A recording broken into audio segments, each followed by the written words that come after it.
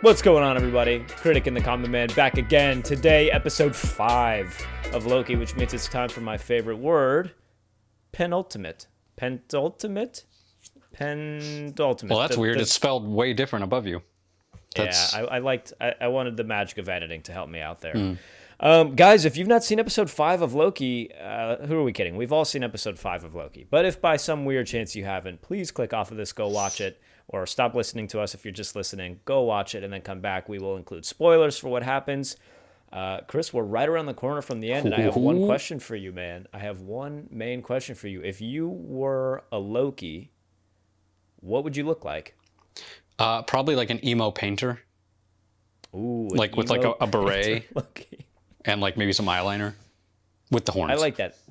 That's artsy. I think I'd be like a Gordon Ramsay type Loki, like an angry chef Loki. You call that fucking magic? Leave a comment down below, people. What kind of Loki would you be? Take us into this one, Chris. What do you think of this episode, man?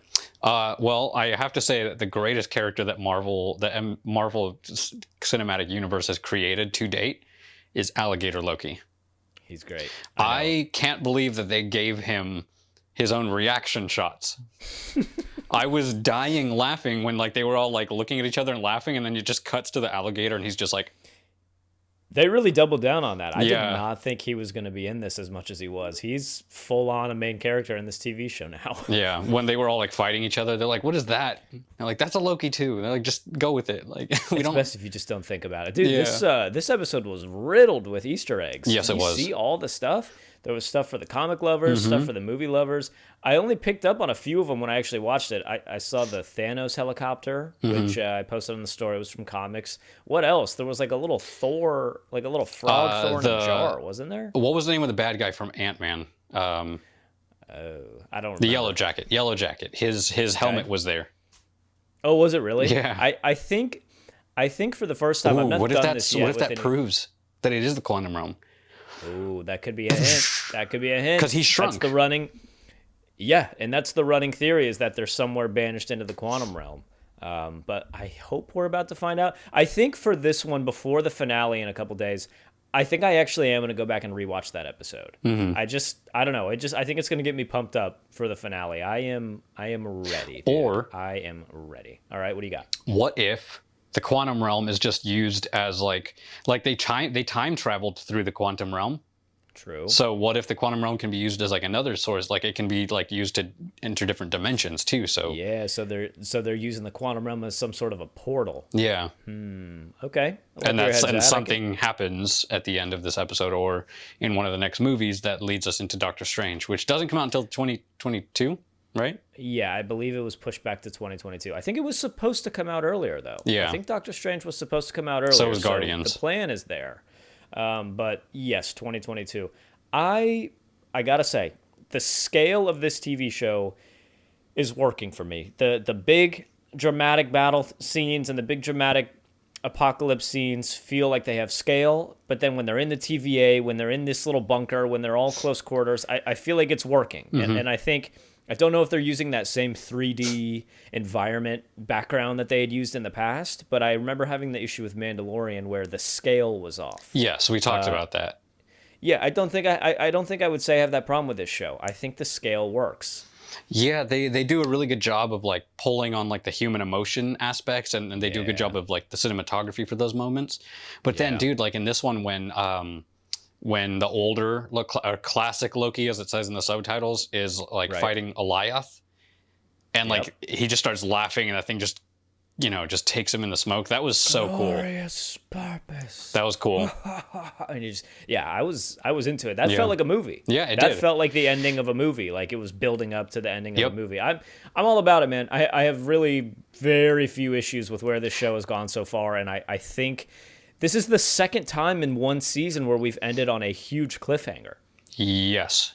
Like where these episodes have ended on a major... The first one was, I guess, the previous episode where they found the timekeepers, they found out they were fake, and then Loki got pruned.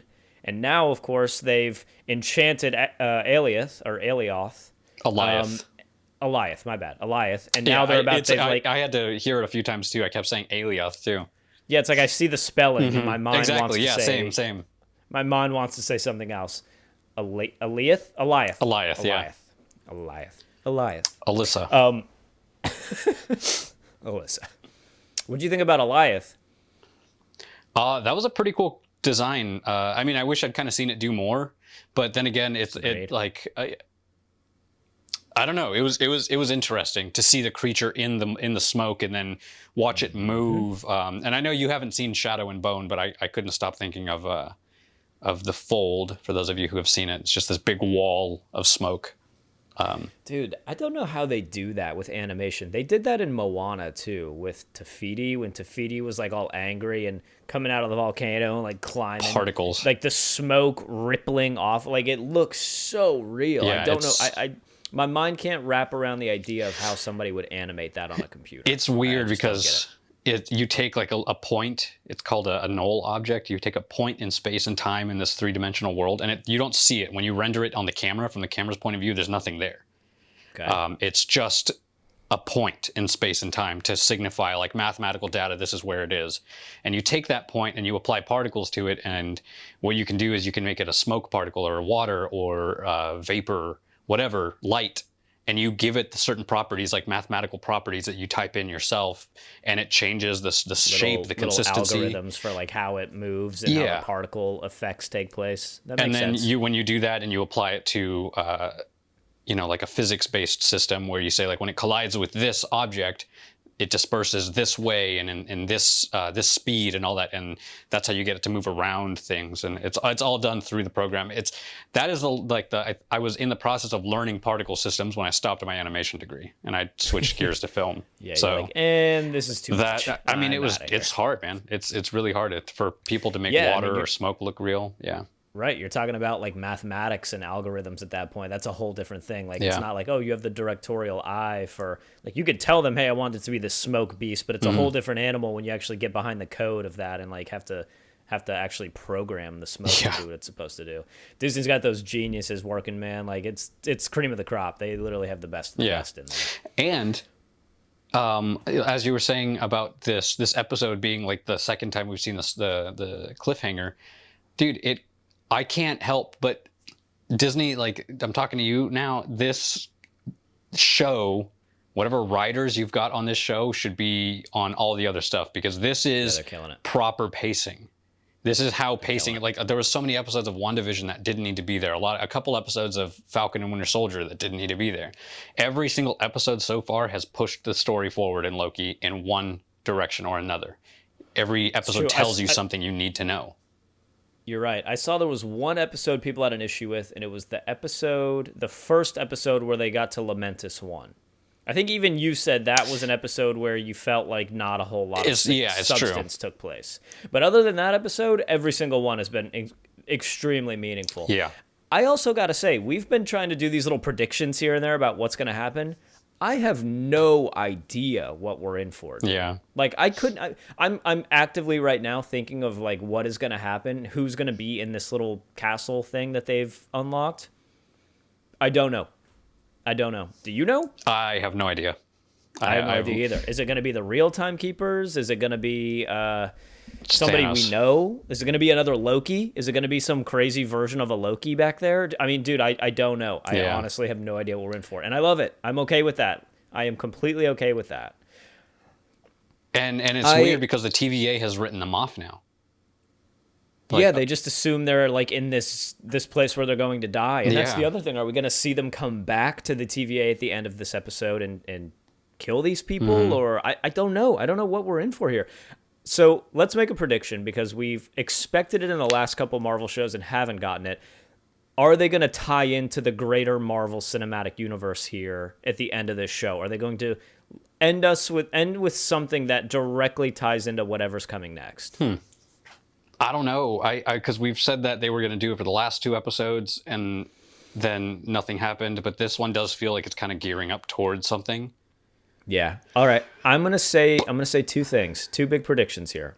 Number one, yes, there's gonna be some big Easter egg, or not even Easter egg, but there's gonna be some big thing that ties into the next phase of Marvel. Number two, and you heard it here first, people, I think Loki's gonna die in the next episode. I kind of have a feeling he's going to also. I think Loki's gonna die in the next episode, and I'm okay with it. I'm okay with I them thought he was coming dead full already. circle like that. And, yeah. Yeah, I'm okay with it. I don't like the 6-episode seasons, dude. I know, it sucks. What happened to 8? Whatever happened to 8 episodes Seasons in a used season? to be 20-something episodes. Oh, yeah. For like sitcoms and Yeah. stuff? Dude, it's ridiculous. Like Community, the show has like 20 episodes in a season. It's Yeah. insane. I think these shows are meant to be filler between movies. I Yeah. do. I don't know. I mean, the argument could be there to say that these shows are taking precedence over the movies right now, but I don't know that I subscribe to that. I think these shows are still supposed to be, their purpose is still supposed to be filler in between the bigger movies that Marvel is putting a little more effort into. I just think that Loki was the first one to be as immense as it was. Falcon and the Winter Soldier felt like filler. WandaVision felt like filler. This one doesn't, this feels but like at the a same movie. time, yeah, this feels like a movie. Yeah. Feels like a movie. I don't know. I do think it's going to tie into the bigger cinematic universe, and I also am calling it now. I think Loki's dying, people. I hate to say it, but I think Loki's dying. I'm going to make a prediction and say that there's going to be an old man with a beard wherever it is that thing opened up. And if there is, I'm going to be so disappointed because that's very cliche. But I think that that's what's going to happen. Speaking of old man, sans beard, the old classic Loki, as the subtitles affectionately refer to him as, classic Loki. I saw this on Reddit. Reddit is great. And think about this. He's from Star Wars. What'd you say? The actor? He's in from Star Star Wars? He's in the newer Star Wars series, yeah. He plays one of the Imperial officers. I can't remember his name. I could see it. I got to look him up, but I could see he has the face. Mm-hmm. He has the Imperial officer face. He's for sure. he's the one that spies out General Hux. So he's like, you're the spy. Gotcha. General Hux. Oh yeah, I remember that. That movie was awful, but I do remember that part. That movie was awful, dude. Okay, so that Loki had said he'd not been to. Lokis don't age the same way that like normal humans do. So No. I think Lokis can be very, very old, like hundreds of years old, if not more. Because they're basically gods, if not, so maybe even thousands. That Loki had not been to Asgard in like thousands of years. And then right as he tried to get off that like island or planet or whatever he said he was in Solitude, he created a rift in the timeline and then they took him. Mm-hmm. So he'd not been to Asgard in like hundreds, if not thousands of years. And he was able to conjure the entire city That was strictly insane. from memory. Yeah. That was, and they even mentioned that, dude. That was so cool. I was like, my mind was blown when I saw that. And he's just like, he's just like raising Asgard from the smoke, dude. and she even said, Sylvie was like, how is he doing this? And Loki said, I think we're more powerful than we realize. It's not just something tricks. big. No, something big is coming. Yeah. And the fact that they were able to even enchant Alyssa. Goliath. The fact Alyssa. The fact that they were even able to enchant that thing, something powerful is happening. There's going to be a battle, and it's going to be immense. Guys, leave a comment down below and let us know what we're in for here in the finale of Loki. Obviously, if you've read the comics and there's some insight into what's actually going to happen, please don't spoil it for everybody. I don't think that there is. I think this is a new story. Drop a comment down below. Also, let us know some of your favorite Easter eggs. Other than that, if you guys have enjoyed this Loki short series, smash the like button. We always appreciate it. Thumbs up, thumbs down. Fair is fair. And subscribe. Subscribe, please. Chris and I are going to be here every week. Probably every week putting out content. I don't know. What do you think? At least 300 years? Maybe 4? Well, we don't age the same way that normal people Yeah. do. So, we're going to be conjuring up movies out of our centuries. memory. We don't put a number. Yeah. You don't look a day over 3,000. Thank you. Oh, it's my 3,000th birthday again. I don't know. Drop a comment down below. What was your favorite Easter egg? And, a subscribe is always appreciated. Chris, what do we have coming out? Black Widow? The Ice Road? Yep. The Tomorrow War? Yep. Tomorrow War. And a bunch of other stuff. We have another Millennials Review Classics coming up. We're reviewing The Rear Window. If you think we look good in color, just wait till you see us in black and white. Yeah, well, this one won't be, because I remember in the episode we were like, well, what if we do this? Will be our first one in color, but I'll make it muted so it kind of matches The Rear Window. Ooh, all right, we'll see what you got. So we'll see, but that's stay coming tuned out. to see what we look like in a muted color palette, dude. Technicolor. You're gonna be so hot.